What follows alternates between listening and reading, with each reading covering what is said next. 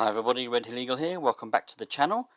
It's episode 12 of A Broken Heart. It's March 1998, Monday week 1. It is the night after Superbrawl 8.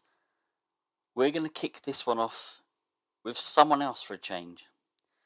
Diamond Dallas Page. He's cutting a self-promo. He managed to hold on to his US title last night and he's just cutting a promo. He's just gone up to Major Star, so let's use that. Curt Hennig interrupts though, and he says, I haven't forgotten about the US title. It's a title that's dear to my heart. It's a title I want back. And Diamond Dallas Page is a little bit, cynical and all right. So you lost your TV title. You didn't win the heavyweight title, and now you're crawling back to try and get an opportunity at the US belt. And Hennig says, that's not what it's like. It's not like that. That's not that belt there. That US belt. It's dear to my heart. It represents this great nation, and it's a belt I want back. Rating of 80. I just thought to start the show a little bit differently. 51 for this match though, but yeah, we're just getting a couple of tag teams, tag team match on there. We're starting to, I'm taking on like proper jobbers now, so I'm taking on people like Chris Walker on sort of short contracts, 3 to 6 months. They're just literally jobbers, but I mean proper jobbers, not jobbers that have got a gimmick or jobbers that I might, give a little bit of airtime to. They are literally just there as jobbers. But yeah, 51, which is pretty poor, but. We're also, Disco Inferno's unimportant. Jim Neidhart's recognisable. I wasn't really expecting much, but I wouldn't mind getting this team over because they've got good chemistry when they team together. And yeah, we just need some more tag teams, don't we? So we're trying to sort of like push our tag teams a little bit. But here we go. Terrible wrestling, non-existent crowd heat. Totally Cool defeated Chris Walker and Fit Finlay in 8 minutes 23 when Disco Inferno pinned Chris Walker with the last dance. Yeah, that's all there is to say about that one, really. We've got a gimmick change, but it's only going to be Chris Walker, I expect, which, again, he's here for sort of... I can't remember if it might be 6 months I've got him in for, but, yeah, it's just a jobber. Gene Okerlund interviews Goldberg and congratulates him on keeping that streak going after a sensational win against Hollywood Hogan last night to keep that streak going. Rating of 81 for this segment. Yeah, literally just a kind of self-promo, and Goldberg, he's enjoying it, but he's not there to sort of soak in the praise. He's just doing a job. He's a machine. He's just getting the job done. But Hollywood Hogan interrupts. Rating of 89. He's boosted that. Well, I'd say he's boosted it. What did the last one get? I've got such a bad memory. It might have only gone up by 1. I can't remember. Was the last one 88? Whatever. 89, we've got a light blue score there. Hogan wants a rematch. You got lucky last night. It's always luck, isn't it, when the NWA lose? It's always luck. You got lucky last night. I want a rematch tonight. It'll be a proper match. I'm feeling better today. I was a little bit ill last night and I wasn't feeling top of my game, but tonight, I'm feeling it. I want a rematch. And so literally this angle is here to set up our main event tonight. Yep, we're having a rematch between Goldberg and Hollywood Hogan. Bret Hart takes on Steven Regal. Now, I am over the moon at 76. I wanted to get Hart on the card because I kind of don't use him as much as I probably anticipated when I started the series. And he's got an amazing technical skill. So I wanted to give him a technical masterclass. And the only one that really sort of fit the bill, a heel, was Steven Regal. Now, Regal's unimportant. So I was like, technical masterclasses, you've got to give him at least 15 minutes and we'll get a penalty for that because Steven Regal will be on the show for too long. But 76 is absolutely fantastic and Regal will get some pop from this, regardless of the fact that he lost. Good wrestling, decent reaction from the crowd. Bret Hart defeated Steven Regal in 15 minutes 30 by submission with a sharpshooter. The only thing, poorly placed. Placed it poorly. Where are you supposed to put... I don't usually do technical masterclasses. I never normally have rosters that have got the talent for it. Where would you normally place a technical masterclass? I mean, maybe first? Maybe should have been first match? Possibly? Yeah, I guess. Warm the crowd up. But anyway, 76, I'm really pleased with that one. We then got the NWO. All of the NWO. I didn't put Rick Rude in there, though. I know he's still around, but he's the muscle. He's not getting involved in the sort of entertainment angles. But they're demanding another title shot. They think the NWO group are due another shot. And it's Scott Hall that's getting the nod this time. So Scott Hall will be challenging Sting at Uncensored for the WCW World Heavyweight title. Yeah, rating of 80. Good stuff. We then got an angle with Ted DiBiase, and he's with his team of Scott and Rick Steiner, the Steiner brothers. Rating of 68. DiBiase, comes in. He's all sort of, chirpy and, great news. My new client is here today, and he's going to be teaming up with you guys in a 6-man tag tonight. So we're about to find out who it is. Who's DiBiase's new client?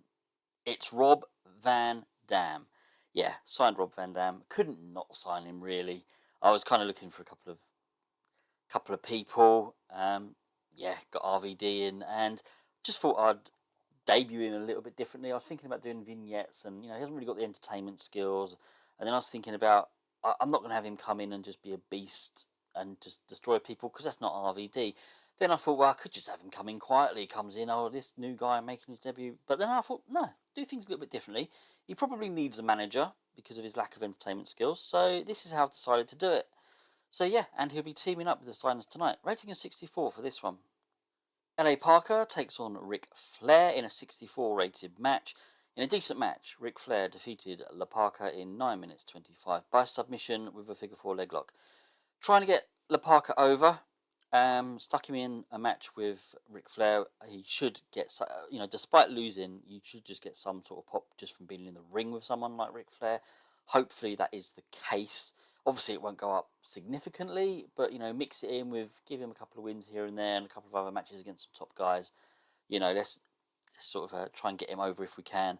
But yeah, Ric Flair getting a victory here.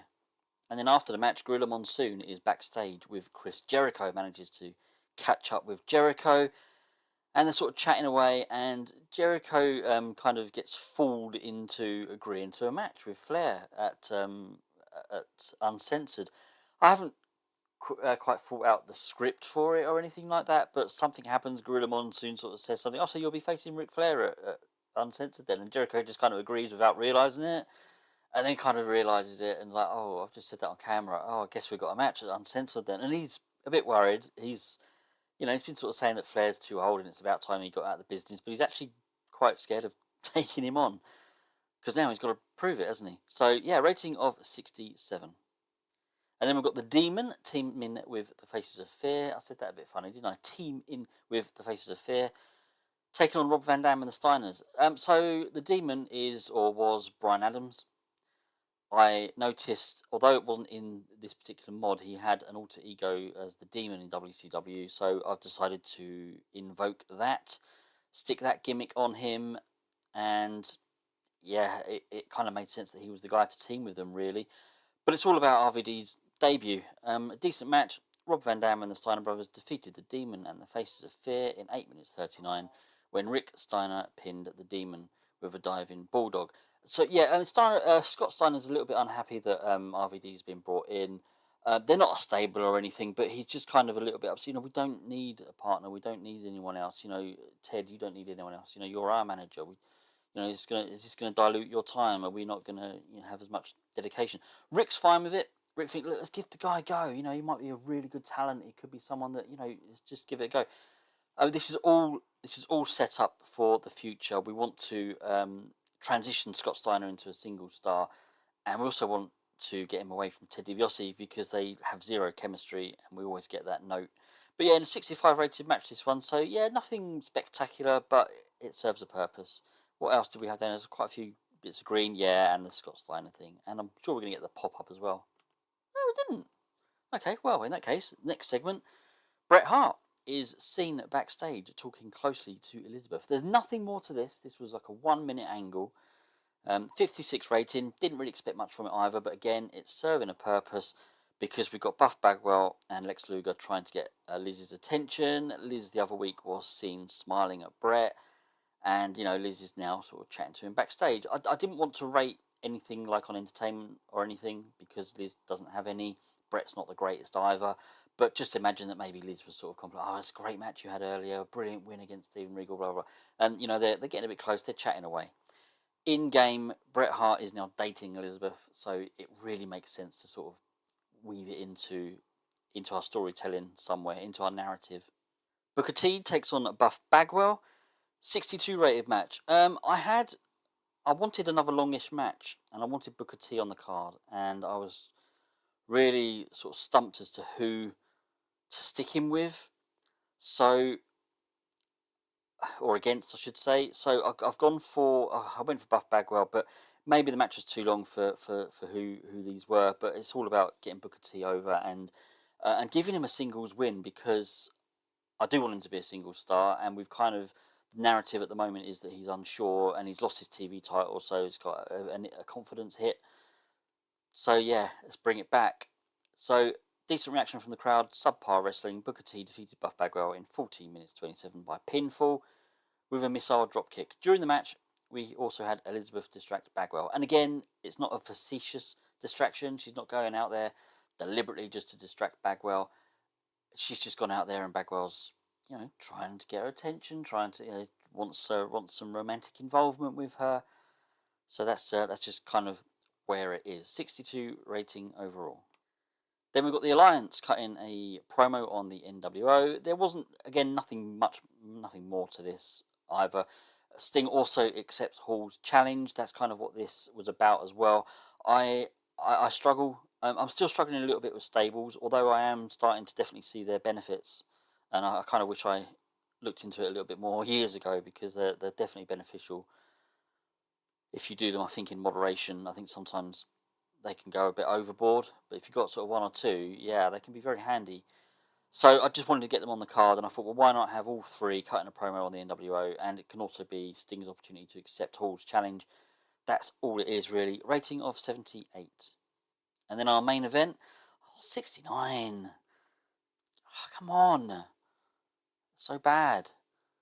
In a bout that had fantastic heat and good wrestling. It wasn't that good.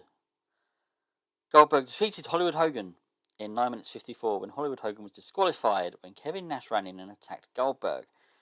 During the match, we also saw Scott Hall distract Goldberg and Sid Vicious also distract Goldberg. So, yeah, the whole NWO pretty much came out to thwart Goldberg, but he got the victory in the end by disqualification. So that's 2 wins now for Goldberg against Hogan. I just wanted a really impactful main event, and that's why I'm really annoyed at 69. I'm going to have a look at the road agent notes. Not the road agent notes, dirt sheet. Good bonus, got a bonus. Bonus. What? Why was it only 69? Penalised for inconsistency. Penalised for stamina. I only went 10 minutes. Penalised for inconsistency. Penalised for... Oh, he's got an awful gimmick. How can Hogan have an awful gimmick? I've changed nothing. Segment rating was penalised for the lack of an associated storyline. Alright. I didn't think I had to do that in this product.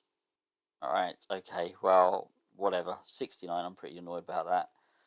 Post-match, the NWO continue to beat down on Goldberg, but the Alliance come out to make the save. Again, nothing more to this. They fight. I had this down as a 6-minute fight, I think. I never do that, because if you've got top guys, it works. But, if you have, like, fight scenes between 2 mid-carders, you got to keep them quite short. So I never normally have fight scenes go longer than sort of 2 or 3 minutes, to be honest.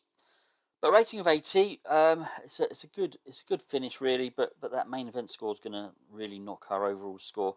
Let's see what we get. 68. Oh, so bad. And the stories. I still believe we're getting there. I still believe we've got more main eventers now. How Goldberg and Hogan didn't get a higher rating, I don't know. I mean, I know Goldberg suffers from that stamina thing, but really annoying. But there we go. Hope you've enjoyed this one. We are already starting to set up Uncensored with a couple of matches. Yeah, so I've got 3 more Nitros before that to go, of course. I will be ending one of the storylines on TV in one of the next couple of episodes, though. It's one that I wouldn't say I'm giving up on it, but I want to kind of concentrate a little bit more on some of the top guys' storylines.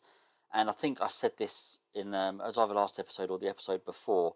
The whole NWO all-in-one storyline together does take away my opportunity of having more better storylines. So, we could have, Kevin Nash could break out and have his own storyline. Hogan could break out and have his own storyline. Scott Hall and Sting, they could all break out and have their own storylines, which would give me more stories, hopefully at decent ratings, and I wouldn't be getting this penalty. So, I mean, that's not the story I'm ending yet. It's way too early to end that story. But yeah, I just want to kind of get things moving along and start getting some of these stories ended and sort of introduce some of our own, really.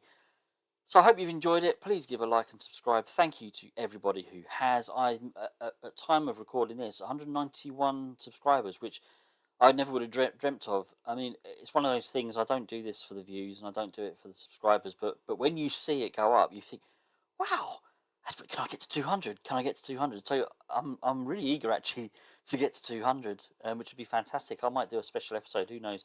But yeah, hope you've enjoyed it. I'm just waffling again like I normally do. So I'm going to sign off. Take care of yourselves, everybody.